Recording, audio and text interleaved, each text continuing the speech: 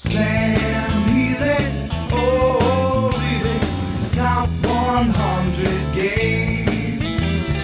Sam Healey, oh really, his top 100 games. Sam won't be caught dead playing roads and boats. When people make him mad, he wants to punch them in the throats. Not kind of grumpy, but he's also kind of fun. He's an army of one. Hey, change your shirt. Why'd you change your shirt? What? Why'd you change your shirt? That was a new day. That was days ago. It's a new day. Wow, that's interesting. It's a new day. We stepped through a time portal without even leaving our seats. So this is Sam Healey, the host. Hello, welcome back. Hello. Okay, Mrs. Doubtfire. How you doing, folks? This is Sam Healey. Welcome back to my top 100, the best.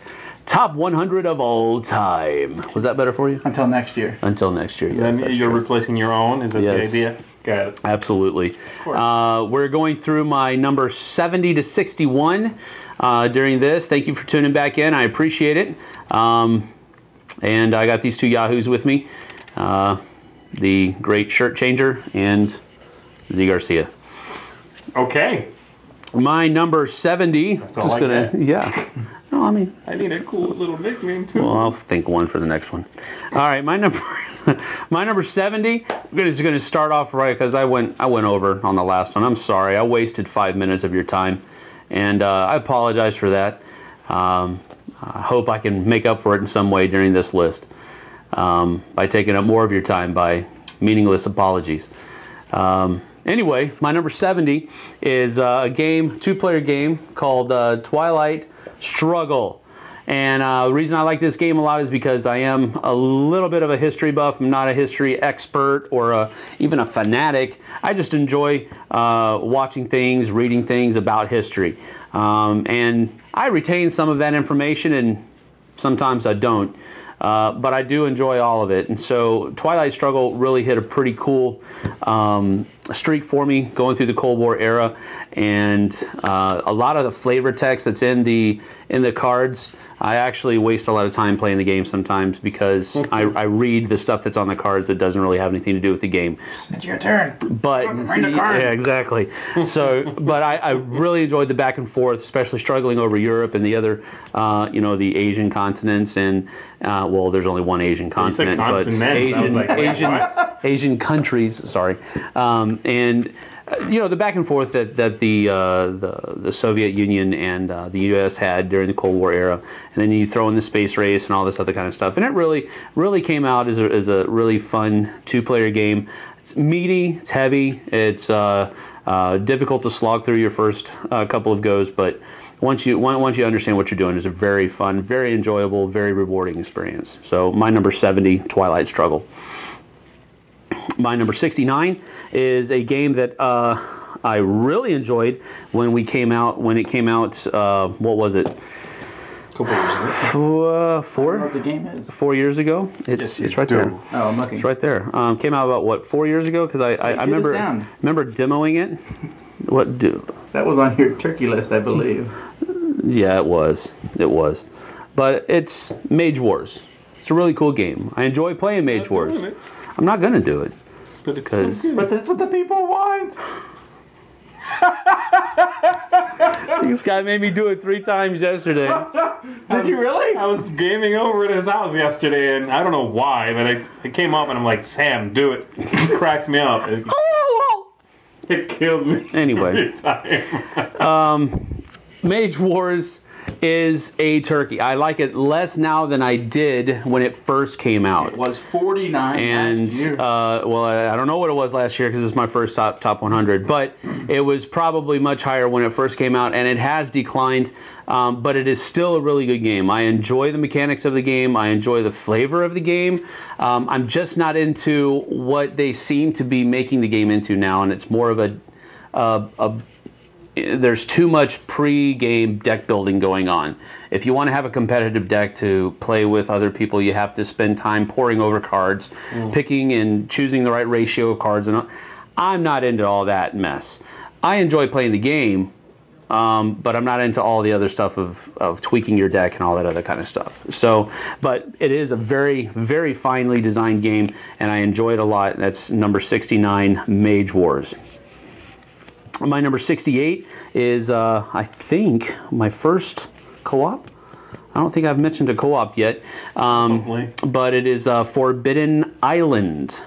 This is wow, I didn't think this would make your top 100. No, I really enjoyed it. I've used it in a lot of different circumstances, and it has a lot of go power behind it. It is a very simple game. It's a very easy game to teach. But it's a very enjoyable game, and a lot of people, I don't think I've played it with anybody that has not enjoyed it. Right. And that's a huge thing.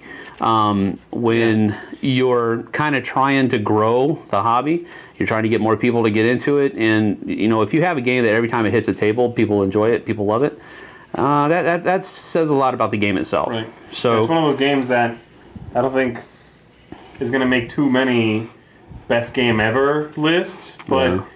Well, just made one. No, I mean like the best game ever. But it's so, I guess the best word I have for it is inoffensive. You know what I mean? Everybody will find it pleasant, at least. Okay. You know what I mean? It's one of those games that just can't put you off. It's so inoffensive, and you're fighting together. It's a good theme. Everything's gorgeous. Mm-hmm. So thumbs up. Yeah, great game. All right, 68, Forbidden Island. My number 67 is a game that has a very strange theme, and that is cooking or preparing sushi, and that is Wasabi. Yeah, I knew you liked this one. And Wasabi is a game that my family fell in love with, and that's probably one of the bigger reasons why it made my list, is because when I find a game that my family enjoys, that I can play with my family and I enjoy it too, that means a lot. So Wasabi is a really cool game. It has a spatial element, and I like spatial games. Of placing things on it's about sushi. on the mat in the right order, and if you get your things if you get all of your ingredients in the right order, you score extra little points here and there, and it's just a really fun game that is not overtaxing with your mind. Your family can get into it and actually be competitive. There's some games where you play it with your family and you just, unless you take it easy on them, you just wipe the floor with them every time you play it. Right. That's not true with Wasabi. They actually can compete and have a good time as well. So and it's just edged out Sushi Go for you. Yeah, right. He is not a fan. More on that, but later. I do think not. The interesting thing about Wasabi is that it's a tile laying game that's original. Yeah. Because tile laying games have been around for a while, and they're typically the same thing. You're matching up land pieces or whatever. Mm-hmm. This one does something new with that, and it does it well. Take the ingredients, That's good. All right, my second co-op of the list is number 66, and that is Lord of the Rings. Lord of the Rings. Man, and I knew you liked this game, but you really like this game. No, I do. I really like the game. I think it really does carry the weight, the feel of the Lord of the Rings theme. Yeah, the mechanics don't quite match the theme, but the feel that the mechanics give you when you're having to meet each new trial that's coming up, and I think it works. Now, do you like it with expansions? Have you played any expansions? I know you haven't played with the one person plays the best. Yeah, I haven't played it that way. I haven't with friends and foes. Yeah, I've played with everything except for when one person takes on the persona of Sauron. Right. So I do like it with some of the expansions. I don't know that I would like it with Sauron's. It changes the game much more than the other ones. I think I like it better where all of the players are playing against the game itself. Right. I think if a bad guy is going to be in a game, it should start in a design. I feel the same way about Pandemic. When you throw in the guy who spreads viruses, the bioterrorist. Start that way. Shadows of Camelot does that. Whatever. Yeah. Don't add it in later. It feels pushed in. Sometimes it works. Sometimes it's clutchy. Yeah.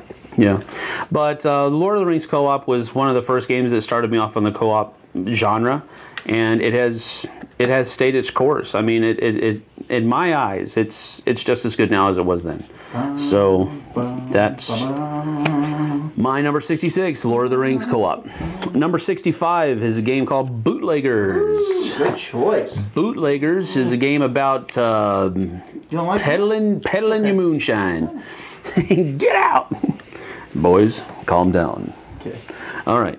That's weirdly out of character. Sam, the mediator. Sam, not breaking something? That's not right. Oh, I hate this stuff What? because I'm thirsty. It's better than having a dry, parched throat. Anyway, speaking of drinking stuff just because it's wet, Bootleggers is peddling your moonshine to the best. Great segue. To the best economical choice, and trying to stay away from the coppers, and it just had a really cool flavor theme to it, and that's what kind of pushed it onto my list. The mechanics are so. They're okay. They're fun. They're pretty strong. Yeah, this game's actually back in print now. Mayday brought it back. Mm-hmm. Right. I didn't know that, but now I do. But it was the theme that carried it through. I hadn't seen a whole lot of games with this theme on it, and it actually works with the mechanics. So whenever that happens, it piques my interest a little bit more, and so that's why Bootleggers made my list. I think if it is a fun game, but it has a good theme that goes with it. If it didn't have that theme, though, I don't think it would be nearly as good a game. Because really, I mean, you're lining up guys. It's area control is absolute most basic, and then lining up cubes to cash in. Like, No, without that theme, you're forgetting about the cards though. which is all There's those, theme. I know, but that's not just like a layered on thing. That's I'm playing this, I'm stealing your truck. But the basic and then mechanisms the deals that you make. I'm going to argue on this one. This is not just a theme that's put on top of a game. No, I'm not saying really that. Involved I'm here. not saying that the theme was layered on later. Clearly designed Whoa. from that standpoint. Yeah, I'm saying the mechanisms are pretty dry. The theme is what carries the game. Yeah, but what kind of game do you take the theme out of completely and the mechanisms are like, whoa! Something innovative. Like what? I don't know, but something that's innovative. You get what I'm saying, Sam? Why are we arguing on Sam? Oh. What? Wake up, man. Okay. No, I get what you're saying. I guess you were saying is that if you take the theme away and try to put a different one on, it wouldn't work as well. I was just making a point. that Exactly. What I didn't like, I mean, it's not that I don't like. I think the game's okay. What didn't really wow me was the fact that those mechanisms, lining up your little trucks, put a guy there. Now you have two guys. I have one. Ooh, you control it. Wasn't. I'll tell you what. We'll talk about this later on another part of my list because I've got exactly the game that totally shoots your argument full of holes. Okay. So just keep that in mind. Okay, All right. cool. You guys too. Keep that in mind. All right. We'll come back. Anyway, my number 65 Bootleggers. Number 64 is probably about as close to Advanced Squad Leader as I will ever get anywhere later on. I won't even touch ASLSK unless I'm in a room that and about to play somebody that knows how to play the game and knows all the rules without having to look through the rule book. But Combat Commander is the closest I will get to any of those games. I am. Wow. and- I thought Tide of Iron would have killed this for you. No. Tide of Iron was much too fiddly. Pieces breaking off, and I got sick of Tide of Iron because of that. Combat Commander, yeah, it doesn't have the minis, but it's I think it's a little bit more.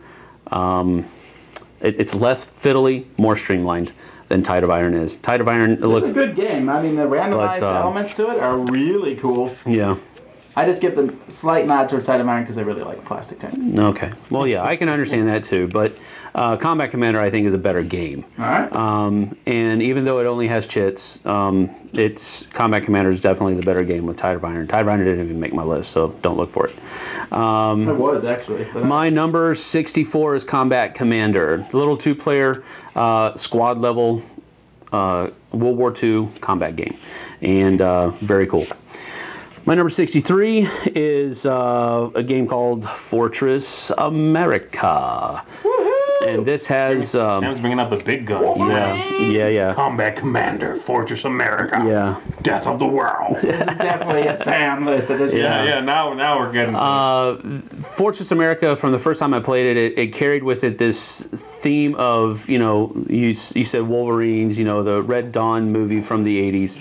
And, it just had that same feel where America is being attacked and we have to hold off the attack. And, I hated playing. I hated playing the invaders. Any of them. I always wanted to play, the Americans, and my friends always wanted to play the Americans, but we had to almost. I don't know who usually played it when we played it back in Korea. America? Yeah. Usually me. Yeah. Oh no, Joe did sometimes. That's true. Yeah. He cheated. But but again, it's still such a cool game, and I was really close to pulling the trigger at Dice Tower Con because they had the new version, the new version's nice. They had a ding and dent new version, and I almost got it, but I just didn't. Yeah, but definitely a cool game. A lot of nostalgic value, but not just nostalgic value. It's a very fun game to play, and it's just a dice chucker and area control. It just has so many cool things. Amerithrash all the way. So Fortress America 63. My number 62, Condottiere. Really cool. Nice. I knew you liked this one. Really cool spatial element game. Really tight spatial element game. You have to really be careful with the decisions you make because tide can turn at the drop of a hat with Condottiere, and I really enjoy. It goes up to, I think, 4 players. Am I correct? No, it goes up to higher than that. Really? Yeah. It goes to 6. Yeah. Are you serious? I don't know if every version does. 6 is a little too many for me, I think. It goes up to a bunch. Yeah. Wow. 6. I'm just remembering a very small map. And 6 players The on map that. is small no matter what number you play. I mean, good night. Yeah, well, That's in the just, Fantasy Flight reprint, it's pretty tiny. yeah, that's the one I have. The little small. Trifold one, yeah. Yeah. So, but Condottiere, I liked it because of its tight area control aspect, and that's why it made my list. And it's a very small game. It can fit in any backpack, probably one of the small pouches in your backpack. Yeah. And it's very, very potable. Not potable. Portable. Potable means you can drink it. That's correct. So I guess if you liquidate it, could you liquidate that? This kind of tastes like Condottiere. All right, but my number 62 is Condottiere. My number 61 is a game that I've had a lot of success with youth group, and probably a little bit more than that. My son's asked to play it every once in a while as well, and that is Formula D. Very fun racing game that you can kind of min-max with it and squeeze a little bit too much out of it maybe. But usually what I do, especially with youth group, I use the very basic level, and it's just getting your car around the track. You still have to obey the curbs and stopping in the current turns and everything like that. But I think that's one of the few games where the basic level I'll gladly play it. Yeah. When you add in all the other, the tire points, engine points, brake points, and all this other kind of stuff, it loses something. It does get a little fiddly, and it takes a little bit away from the spirit of the game. But with the bigger groups, I usually try to keep it just the basic level. And when it's just a few people, we might try to kick it up the notch.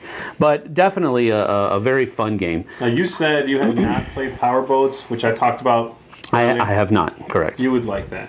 I got to show you that. Okay. Yeah. All right, but my number 61, last one on this installment, and that is Formula D. Less surprises on this one. This one was theme filled. Amerithrash all the way. Yeah. Yep. Absolutely. Got it. Cool. Got it. Well, Very thanks for tuning in, and look for my next installment here coming up pretty soon. See you later. So. See you guys. All right. He wants to punch him in the throats. Not the kind of grumpy, but he's also kind of fun. He's an army of one.